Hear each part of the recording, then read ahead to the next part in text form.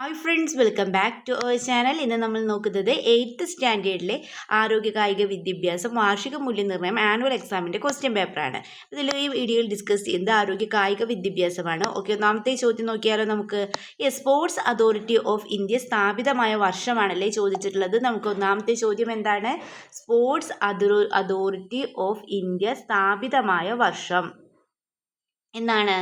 അതെ, 1984 sports authority of India സ്ഥാപിതമായ വർഷം എന്നാണ് 84. അതായത് ഓപ്ഷൻ ബി ആണ് answer. 1984.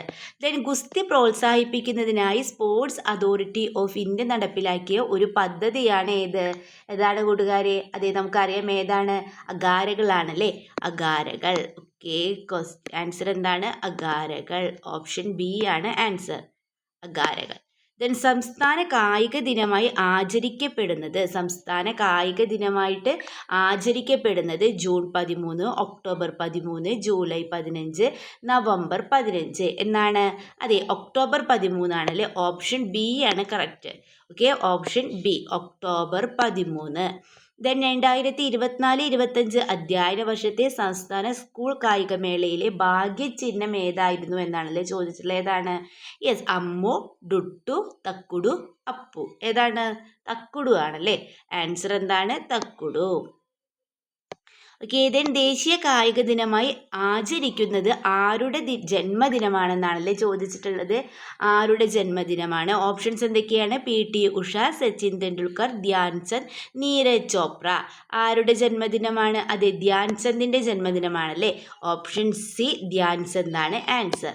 Okay, then 2024 Santosh trophy football tournament ജേതാക്കൾ ആര്?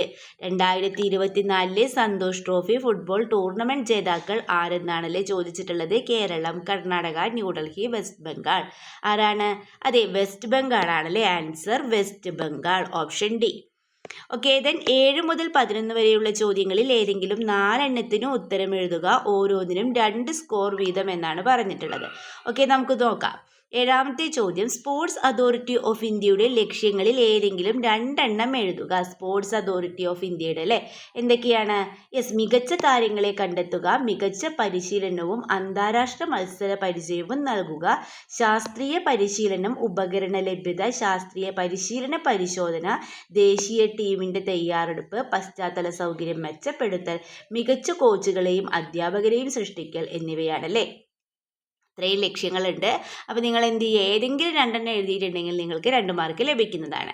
Okay, then national sports talent test എന്ന പദ്ധതി വിഭാവനം ചെയ്യുന്നത് എന്ത്? സെയിം ക്വസ്റ്റ്യൻസ് തന്നെയാണല്ലോ നമ്മൾ ക്വസ്റ്റ്യൻ പേപ്പർ ഡിസ്കസ് ചെയ്ത് ഫസ്റ്റ് ക്വസ്റ്റ്യനും വന്നിട്ടുണ്ട്. സ്പോർട്സ് അതോറിറ്റി ഓഫ് ഇന്ത്യയുടെ ലക്ഷ്യങ്ങൾ നമ്മൾ പഠിച്ചു കഴിഞ്ഞിട്ടുണ്ടായിരുന്നു അതിലല്ലേ.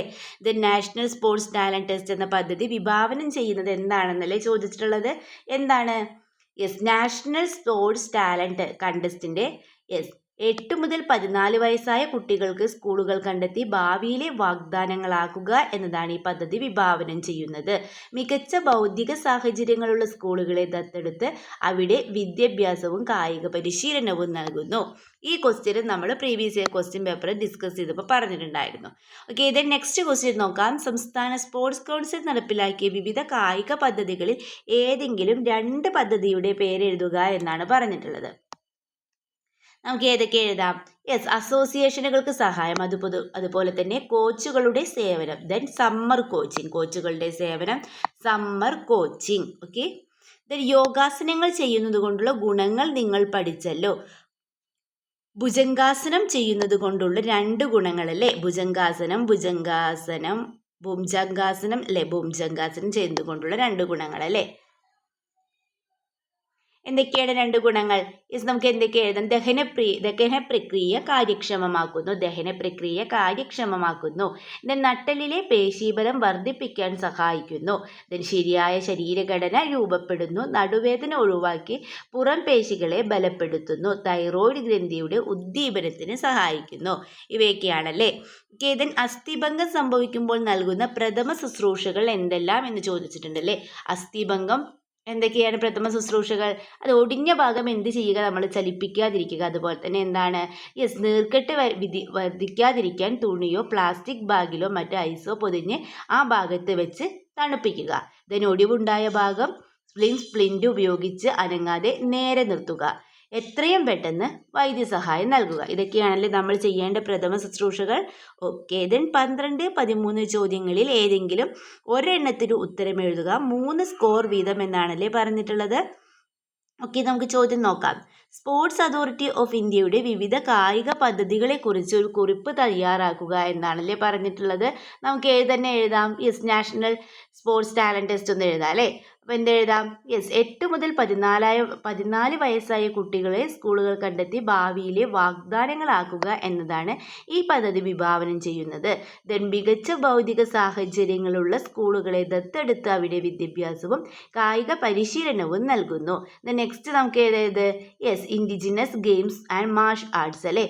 മാർഷൽ ആർട്സ് പ്രാദേശിക മത്സരങ്ങളെയും ആയോധന കലകളെയും പ്രോത്സാഹിപ്പിക്കുന്ന ഒരു പദ്ധതിയാണിത്. കബഡി, കളരിപ്പയറ്റ് തുടങ്ങിയ 8 ഇനങ്ങൾ ഈ പദ്ധതിയിൽ ഉൾപ്പെടുന്നു. നെക്സ്റ്റ് നമുക്ക് അഗാരകൾ എഴുതാം. ഓക്കെ, അഗാരകൾ എന്താണ്? യെസ്, ഗുസ്തി പ്രോത്സാഹിപ്പിക്കുന്ന ഒരു പദ്ധതിയാണിത്. പഴയ അഗാരകളിൽ ഗുസ്തിയിൽ വിദഗ്ധ പരിശീലനം നൽകുന്നു. നെക്സ്റ്റ് നമുക്ക് കമ്മ്യൂണിറ്റി കണക്ട് എഴുതാം. എന്താണ് കമ്മ്യൂണിറ്റി കണക്ട്?